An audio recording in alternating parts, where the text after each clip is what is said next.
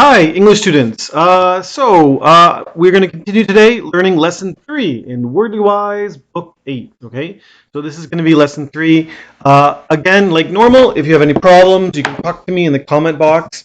As well as in the description box, I'm going to put some of my example sentences. Okay, so this is just another way to learn. Okay, so you can download that. I'm going to try to make a review video once we get to chapter 5 and all that. So do your best, and I'll help you if I can. Okay, so first thing we're going to do is pronounce these words properly. Okay, so let's go through the list, and then after we pronounce them, then we'll discuss their meaning. Okay, and how to use them. So number 1, anonymous.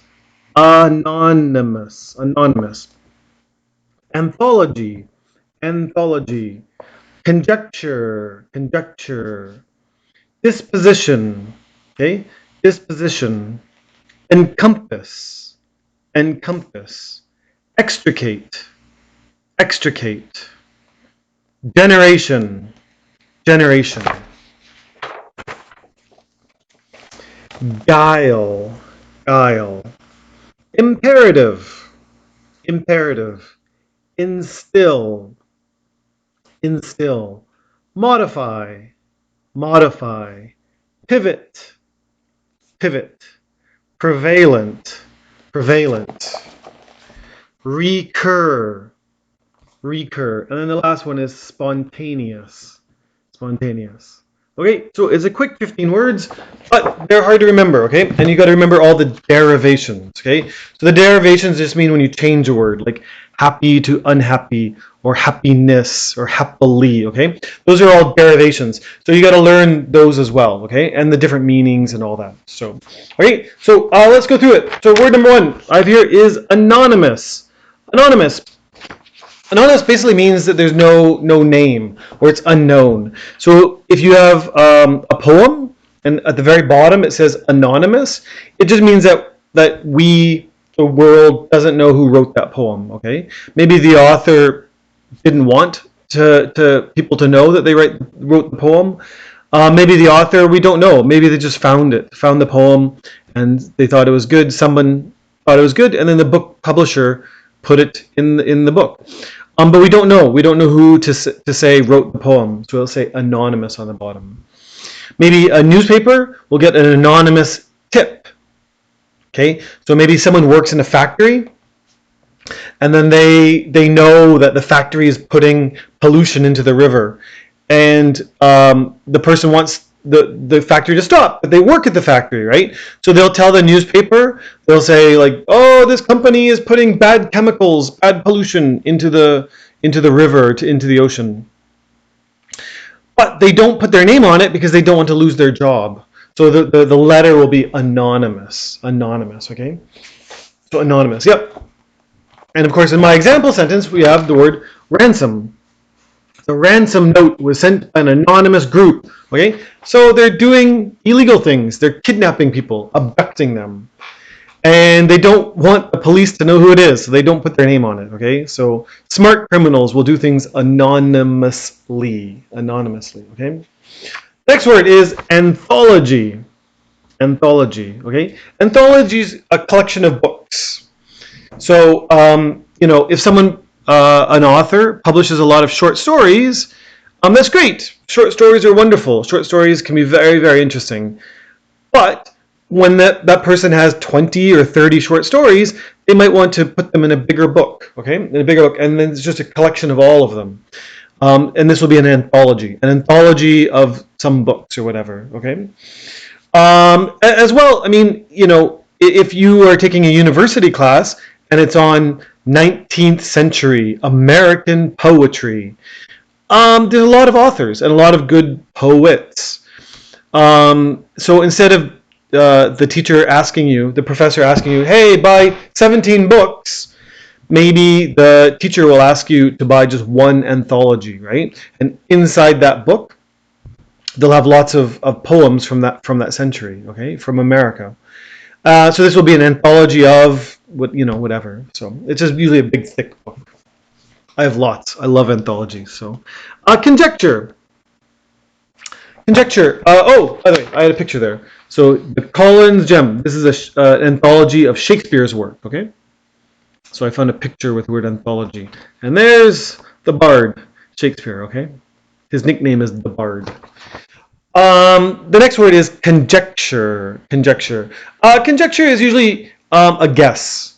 Okay? In English, there's a lot of words that mean guess. Okay, so it's a little bit hard to figure out which word means what we use in what situation. Okay, so when we have like prediction, we usually predict winners.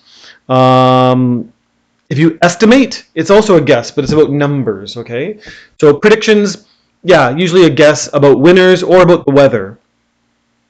Estimate is a guess about numbers. Conjecture also means guess, okay? But it's usually based on kind of like evidence. So like if you have a student and a classmate, and that person's never sick. She's never sick, okay? But on Monday she complains about a toothache. Oh, my tooth hurts. And then Tuesday, they're not there, missing from class. So you're like, I bet that she is at the dentist, okay? But that's just conjecture. You don't know. That is your guess, okay? So, in this case here, you're just using the evidence from the previous day, the Monday, to understand why. Now, maybe that person is sick on Tuesday, or that person, their alarm slept in. But your guess, your conjecture, is about that person going to the dentist, okay? So it's usually kind of based on, some sort of evidence or some sort of proof. You remember yesterday she complained about the toothache? Like this, okay? Conjecture, okay? You can look at more sentences here. Office workers and stuff like that. Disposition, okay? Disposition. It's usually about someone's personality, someone's mood, okay? So we say, oh, he has a wonderful disposition. It usually means pretty happy, pretty accepting, pretty generous type of person. Usually someone has a bad disposition. It's usually someone who's greedy or very quickly will be angry and stuff like that, okay? So these are dispositions. We use it usually to talk about humans, but also sometimes pets. But be careful with that cat. That cat has horrible disposition, has a horrible disposition. You can also say okay? So here I have this. Suzanne's cat has a really grumpy disposition, so I can't recommend getting too close to it. And there's the cat. There, that cat does not look happy. Okay? So we use the word disposition to discuss usually people and then cats and dogs, mostly. Encompass. Encompass means that it includes something, okay?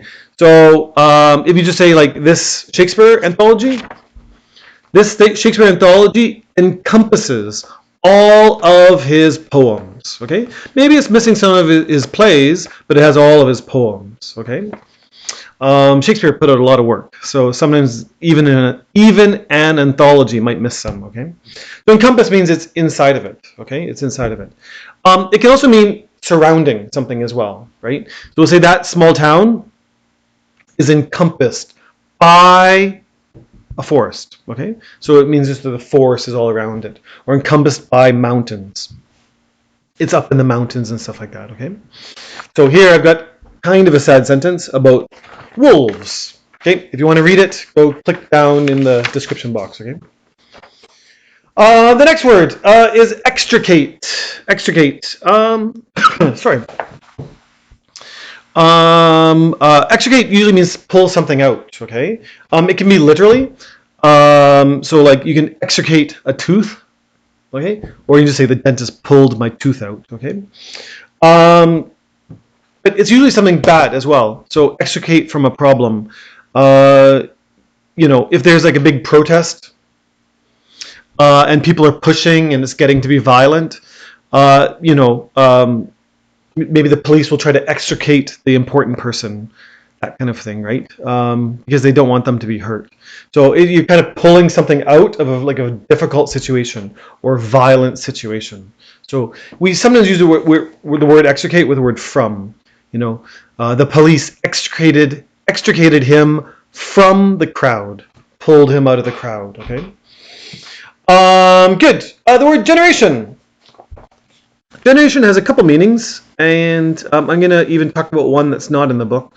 But here, generation. So the first meaning in wordly wise, they say, is one step in a line of descent of a family. Okay, so my parents are a previous generation from me. Okay, my children are the next generation.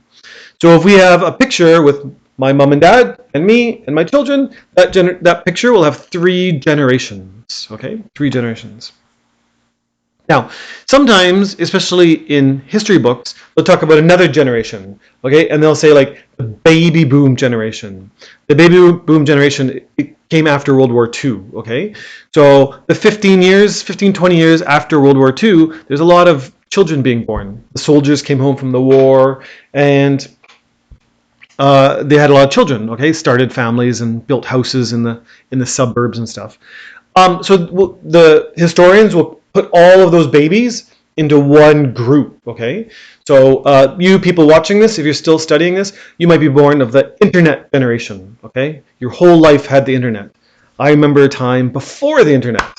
It was fine too. It was fine too, but it's quicker these days to figure things out. Okay, and then they talk about another generation here as well. Now, there is a 4th generation that's about electricity, okay? It's not on the book, but we'll say that power plant uses water power, hydropower, okay, to generate its electricity. Or we'll say like hydropower generation is increasing, or solar power generation. In this case, it means making the electricity, okay? So the word generation does have a few meanings, so be careful. And if you want to look at the book. Study hard, okay? I'm really trying to get this video under 20 minutes. So let's keep moving. Guile. Guile. Guile has a bit of a weird spelling. At least I think so. Guile. Guile is about tricking people. Okay? If you say someone's guileless, it means that they are not able to trick people. It usually means honest, you know. Guileful, that's someone who's tricky, and you got to be careful with them, okay? Guile is what they have, okay? So he has guile. You can also use guile as well if you want to trick somebody. Typically, the people we talk about that has guile usually are smart, okay? But they're using it in a bad way. A little bit similar to the word cunning. Cunning sounds like a good word. The word cunning, C-U-N-N-I-N-G. If you look in a dictionary, it'll say something like shrewd or smart or something like that. But we usually use it in a bad way. Guile. The people with guile, they are, you know, usually thought of as smart, but they're tricking people. This is people who use words to get money from people, that kind of stuff, okay? Bad people. Guile is not so good. Okay, imperative. Imperative. We use it in a sentence starting with the word it, okay? It is imperative that you study before the test. Sorry. You know, that means that like you have to. It's urgent that you do it. It's imperative. It is imperative that you get a passport before traveling. Things like this, okay? Like you got to do it. You got to do it, or it's not going to work. Imperative sometimes also means that there's you have a power, or like you know, if you talk about the teacher having an imperative tone, it just means like a powerful tone where they have the right to talk like that. So so it's often used in a collocation. We've talked about that in previous videos. And a collocation, imperative with tone. You know, the teacher had an imperative tone. The police officer had an imperative tone. When the police officer shouts, "Everyone down!" People listen, and police officers practice that, right? Because they know that you have to speak boldly or whatever. That's called an imperative tone. Okay. Imperative. Okay. You can look in the questions. Not the questions. Click on the link down below. Instill. Often instill has the word in after it, okay? So I've got children, and I want them to love music. So often I'll play with them music, and not just, you know, practice the piano or that kind of thing.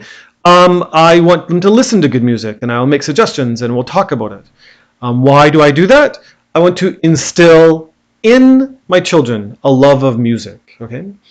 So you want to like push it in there. It's the same reason why when you're in grade 1 or grade 2 or grade 3, you will have library visits. Your teacher will take you to the library, and you'll get books out of the library, and they want you to have this habit. So they want to the teacher wants to instill in you the love of reading, that kind of stuff. So instill, kind of like people of a generation above you, they want to instill in you something like this, okay? Good work habits. Parents want to instill in their children good work habits. Modify. Modify, again, there's 3 different ways to use the word modify. Look at the book or look at my sentences. Sometimes modify will mean that you do things but not so severe, right? If I'm talking with my friends, maybe I'll use really harsh words.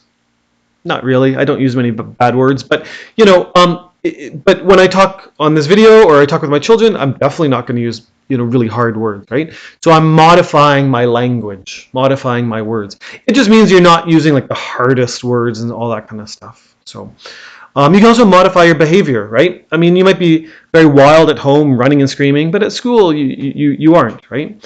So you're modifying your behavior. Those are often commonly together. Sometimes modify can also just means change. And it's not necessarily making it less. It's just change of any change, okay? So, if I have a schedule where I see students every day at 4 o'clock, but something has changed, and now I have to see students at 5 o'clock. So we modified our schedule. It's not less, like the meaning number 1. It's not less, it just means a changed schedule. So sometimes modify will mean change.